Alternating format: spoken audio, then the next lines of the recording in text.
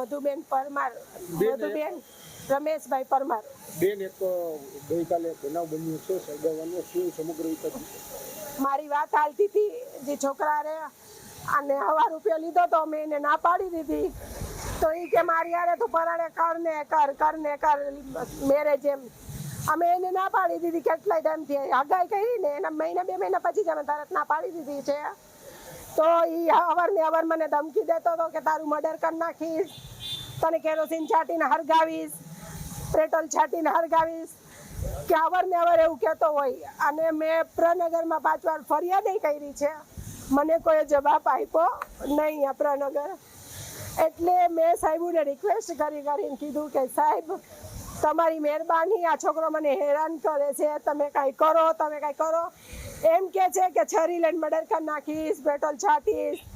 મને કેટલી વાર હેરાન કરી ચૂક્યો છે, વાત જાદી. એકવાર મારા કપડાં પણ ફાડી નાખ્યા હતા, ત્યારે મેં ફરિયાદ કરી છે, પણ કોઈએ મને જવાબ આપ્યો નથી.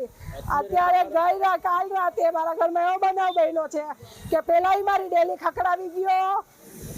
ખખડાવીને પેટ્રોલ છાંટ્યું ને મારા મમ્મીની હાલત અત્યારે બહુ પણ 100%માંથી 50% દાજી ગઈ છે. બહુ મારી તબિયત ખરાબ છે મારા મમ્મીની. અને એવી વિનંતી કે કોઈને ફિલોસોફી કરવાની મારી સાથે જરૂર છે નહીં. ફિલોસોફી કરતા હોય તો મહેરબાની બધાને કહી દઉં છું, વિડીયો ઉતારતા નહીં. આની આગળ કોઈને કાર્યવાહી કરવી હોય ને તો જ મારી પાસે આવજો અને તો જ મારી હે ને વાત સાંભળજો તમે. હું તમને બધાને કહી દઉં છું, આગળ કઈ કમિશનર પાસે શું માંગણી? મારી માંગણી છે કે આને હેને સજા પડવી જ જોઈએ, કે હેને કોઈ દી બીજી છોકરી આવે કે કોઈ આવો બનાવ બને નહીં. તમે હાલ પોલીસ ફરિયાદ એના ઉપર કરેલી છે? હા, હાલમાં ફરિયાદ મેં થોડાક દી પહેલા 5 દી પહેલા કરેલી છે. અને આજથી મહિના પહેલા 5 વાર ઉપરાનગર ગયેલી હો કે સાહેબ તમે કાંઈ કરો, પણ સાહેબે કાંઈ કાર્યવાહી કરી નથી.